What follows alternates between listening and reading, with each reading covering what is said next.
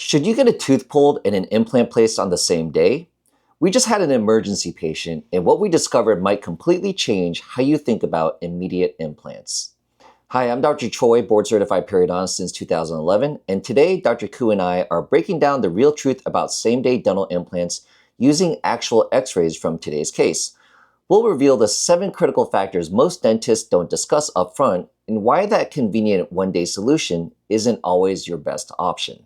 But before we dive in, I've created a free patient guide with the exact 10 questions you need to ask any dentist before getting an immediate implant. It's linked in the description below, and it could save you thousands of dollars and months of complications. And definitely stay until the end because we're revealing the #1 factor that causes implant failure that 90% of patients never even know to ask about. Let's get started. Hey everybody, so we wanted to talk to you about a patient that came in with an emergency today. This is the lower right first molar. So Dr. Koo, what ended up happening is that this patient had severe pain on this tooth. She said since Saturday, so today's Monday, 2 days later. She's been in extreme agony, she said. And so she was interested obviously in getting the tooth out and then looking at getting this replaced with the implant, right? And so I thought that this would be a very great teaching point to kind of tell patients about like what their options are if they are getting a tooth extracted and looking at immediately getting an implant. Okay, so let's actually take a step back though, and let's go over like this patient's options, right? So we know also that if you're going to lose a tooth, that you can also do a bridge, right? Yes. So obviously we could do a bridge. Not to belabor the point though, what you would have to do is you'd have to shave down 2 adjacent teeth. Bridge, they say, what have you seen in regards to like average lifespan of like a bridge and like the research?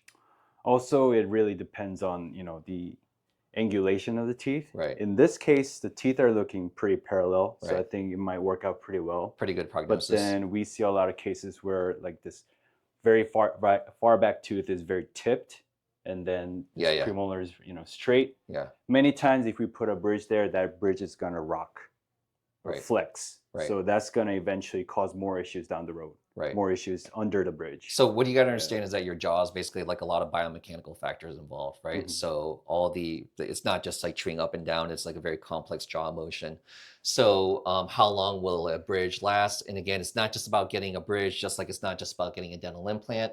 There's many different factors to, look at, just like you were saying, like, how the teeth were leaning in at each other also. But isn't the research saying like 7-year average lifespan for a bridge? I think that's what we were taught in dental school. Okay. Like 7 to 10 if done well. Okay. If done well, right?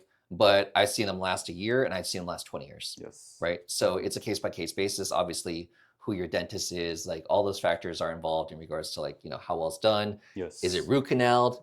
That's another thing that, can make the situation more precarious. So, obviously that's another option. You take a look at this tooth, you see like the area of black, which is where the cavity is, like where the tooth is decayed. And the reason it's showing up black is because it's become demineralized, right? Yes. But, people might sit there and say, well, I'm only going to follow it to where it's black. Well, we know that the decay can go past that area, right? So when we're actually drilling out a cavity, you're actually going way past that. So long story short, if we actually even wanted to like try to save this tooth, the patient would need a root canal.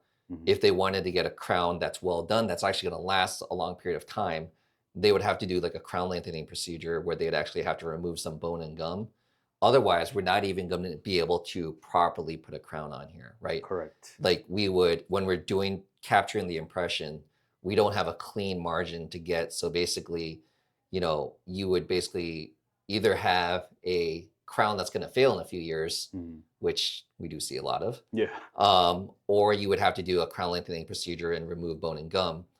But you're compromising the support of this tooth and the support of the adjacent tooth. So, yes. But that's how historically we did it, right? That's how we save teeth. But anyways, let's, get past this. This tooth, obviously, on my kid's life, if this was my mouth, I'd take it out.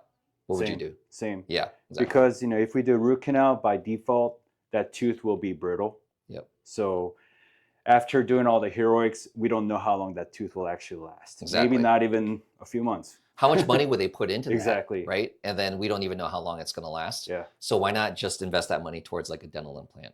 Okay, so let's talk about the implant options, right? So patients want to know, Like we live in America where basically everyone wants everything done like today. Yesterday. And yeah, yesterday, right? And they want to be completely done with the process. So Yes. there is a protocol where basically you could take a tooth out and place the implant at the same time.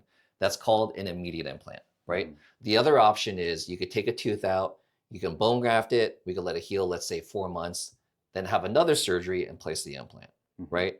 So obviously, if you can get everything done in one shot, that sounds like a lot more attractive, right? Oh, for sure. But let's talk a little bit more detail because there's like a lot of minutia that's going on and it might not be the best option for a patient. So what's the number one factor when we're talking about an immediate implant, especially, and actually let's take a step back. Whether or not you can get an implant on the same day as the extraction, again, it's called immediate implant. We don't know, basically it's the qualifications are going to be different throughout the whole mouth. Yeah. Right. So like in the anterior maxilla, which is your front upper teeth, which are highly aesthetic, right? When you smile, those are like the teeth that we're going to see. We know that immediate implants probably can be done a lot of times, provided you have thick enough bone, right?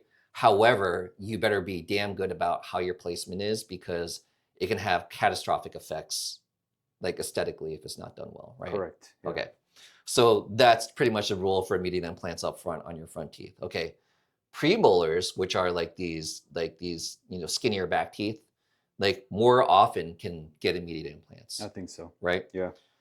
Upper molars is a bit of a crapshoot because your sinuses, and everybody's sinuses are at different levels, right? So how low they go, and therefore, because the sinus is just a big pocket of air, whether we're able to do an immediate implant or not, like because if I'm placing an implant into your bone, I want to place it in as much bone as possible. Yes. If I got a big pocket of air and like half of my implants hanging out in your implant, I mean your sinus with no support, then is that a good thing? No, right? That's like putting a screw through like an eggshell.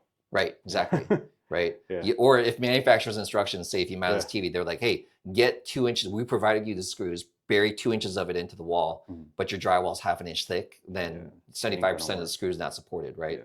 Similar concept, right? So whether or not you're a candidate for immediate implant up top really depends on sinuses, all that stuff. There's more detail to that, but just kind of superficially going over things. Same deal with like the lower front teeth, mandibular anteriors, immediate implants. Yeah, chances are pretty good. Has to be done well though, right? Placement, bone grafting is going to be critical in that area too. Yeah, because many times the bone's very thin there. Right. And then anytime we're talking about like lower front teeth, the lower back teeth, so like premolars and molars, the number one consideration that we have to talk about is your inferior alveolar nerve, right? Yes. So whenever, like everybody's nerves is coming at different levels. So some are like really low on some patients, some people it's higher. So what we do is we have to look at your 3D scan to really see like how high or low your nerve is, right? Yes. So in this case, that really is like a big factor, right? So we have to look at the 3D scan. We have to see how close the nerve is. And we tell that patient is like, okay, when we're going to get this tooth out and there's only like a very minimal space that we can drill before we hit the nerve, would you do that in your mouth? I like to keep things simple. My mantra is KISS, keep it simple, stupid. For predictability's sake, if it was my mouth, I would say maybe start with getting the tooth extracted, socket preservation, meaning bone grafting at the time of extraction, wait for a few months, and then I'll get an implant. Right. Because even I find myself that although I've placed like an insane amount of implants over my career, and practicing for 15 years, if it's my mouth and like my nerve is in this close proximity, actually, why mess with it? Yeah. Right. So like, I had a filling done on my lower left tooth probably like a year and a half ago. And I remember like, as I was driving home, I was like, dang, I'm pretty numb. Right. And I was like drinking water and like, I couldn't even feel my lip. Oh, wow. Right. So like, I couldn't feel my lip. Scary. Yeah. Like, so, but it was like, I was like, man, is this what people feel like? If they had paresthesia for inferior alveolar nerve, right? So paresthesia is basically if you have some sort of disturbance with your nerve, and that could happen if we were trying to place an implant and we unfortunately drilled into your nerve, right? So that's a factor, right? Yes. Let's talk about other factors that would be involved. Let's say that the nerve was like decent distance away. What are some other factors that you look at whether we can place an immediate implant or not? Yes. So if you want to, let's say, take this tooth out and place an implant immediately, then we want to make sure that this bone what we call septal bone. That's where the bone, like near where the roots are branching out, that bone has to be preserved. Otherwise, it's really hard to place an implant. Right. So there's got to be some Mm. sort of existing like bone in that area. So people will sit there and say, can't you just bone graft it? It's like, well, yeah, we Yeah. absolutely have to bone graft, right? So when we do an immediate implant, we are going to have to bone graft. We're going to have to add some necessary bone around the area. Yes. But you have to have some existing jawbone, some bone to work with. And so what you're basically saying is, okay, how much septal bone do we have? But a big factor that's basically correlated with that is what is your root formation like, Yes. right? So if your roots are nice and divergent, meaning one root's like this and one root's like this, and we have a lot of septal bone to play with, we can go ahead and we can carefully drill into that septal bone and get some good stability to anchor that implant. And then we add that bone around it, right? And so I tell people it's like having some existing soil or whatever you're trying to like drill into, and then you could stabilize your post, and then we could pour some wet concrete around it, right? Yeah. But if you're trying to That's a just good analogy. stabilize it by only wet concrete without any pre-existing sort of soil or anything in that area, the implant's not going to last. So the best, most important thing that that implant needs over the long haul for the next 4 months for this to properly heal, it can't move, right? So we need to have some good dense structure in that area. Another thing that I would say that would probably limit in regards to like immediate implants. So we were kind of alluding to this earlier, like root canals, right? Yes. So a lot of teeth that I hate to say it, but a lot of root canals end up getting taken out, right? And as you mentioned earlier, when you root canal a tooth, the tooth is way more brittle, right? So when we're trying to take this tooth out, and this is why we talk to patients about when you're getting a tooth out and you know it needs to come out, please don't wait till the last moment, because the later in the process that we're catching this, it's way more difficult for us to get that tooth out intact. And if we're taking it out piece by piece by piece, and as many teeth as I have extracted in my career, I remember like 2 Fridays ago, I mean, like it just seemed like all these, that whole day was just like nothing but root canal, severely broken down teeth. Plus the patient had dense bone. So I tell people like, its analogy is like, it's like pulling a rusty pole out of concrete, right? If I'm trying to pull this rusty pole out of the concrete and immediately it snaps off at the ground level and like the rest of the pole is buried in the concrete, I mean, now my only recourse is basically I have to jackhammer some of that concrete around it, right? So in my analogy, I know this sounds a little scary, but if I got like broken root tips that are like hollowed out, that are severely decayed because there's a monster cavity there, and I try taking it out and immediately snaps off, my only way to get this root out is by removing some jawbone. Yeah. And that bone is precious because that's the pre-existing bone that we want to place it, the implant in, right? And let's talk about this also. Karen, one of our lead assistants, so our lead assistant, her husband came in on Friday for immediate implant up top, but his septal bone was actually like a little bit more distal. That's where I needed to place that implant. But it's what I'm trying to get at is if we get so obsessed about trying to do an immediate implant, it can kind of cause you to deviate where your ideal placement is. Yes. So when it comes, when it's time for us to put a crown, that can kind of complicate things for us. Right. Yeah. So ideally, you want to get that implant in an exact precise position. But if we're trying to take the tooth out and place the implant at the same time, then again, it's not going to be the most ideal position. That's why I personally prefer starting with a extraction and socket preservation and weight. Right. Because sometimes, I had a few cases where I try to place implants immediately, as in taking the tooth out and then placing an implant immediately, and then I wasn't quite happy with the placement. It could have been better. Yeah. Right? Yeah. So our whole point with this is that not saying it can't be done, but would it be better? Even like when we make it, like we always tell patients, and this is something I always tell patients before we go ahead and immediate implant. If I see that this may potentially be a great candidate for a location that we say we could place this implant at the same time as extraction, then I'll go for it. Why not save time, like an additional 4 months of healing time and an additional surgery, right? Why not try to save that and just bypass that? But the problem is that we don't really know until we're trying to take this tooth out how easy it's going to come out, how much bone removal there's going to be, actual close proximity, like what the density of the bone is going to be. So there's so many different factors that come into play that we can openly admit that like that may suddenly turn from, hey, I thought this was going to be a great immediate implant, but now we don't really think it's like going to be the best for you, right? Yeah. So I like to set the expectations before I even take the tooth out. So I would tell the patient, hey, I'm going to try to, do the immediate placement of the implant, but sometimes, if something breaks off, we may have to do it at a later date. Right.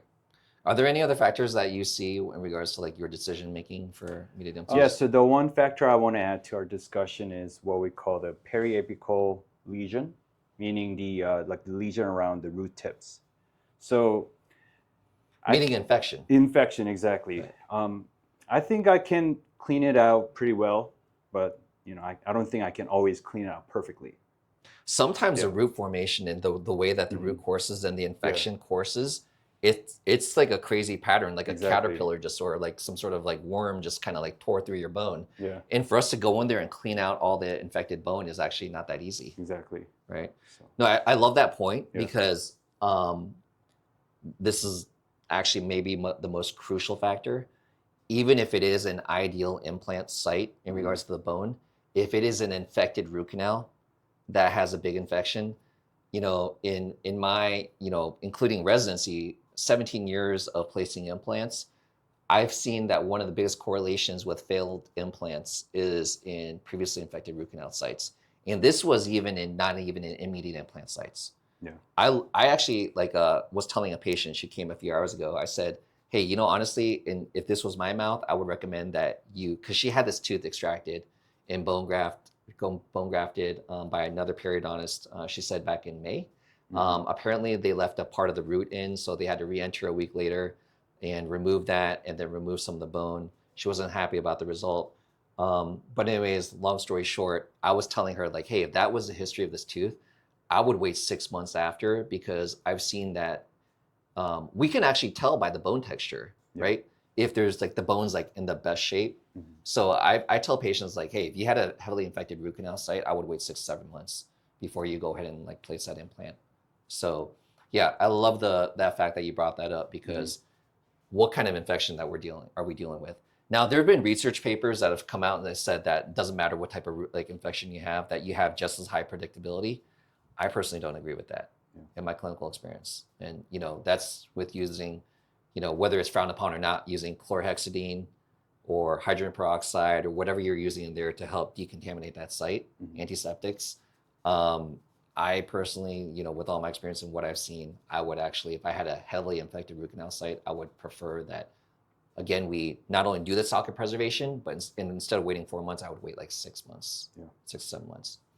All right, so hopefully that information is helpful if you guys are interested in potentially getting an immediate implant, but this is kind of like the decision tree that we use. All right, thanks. If you guys have any questions, please feel free to leave them in the comments below.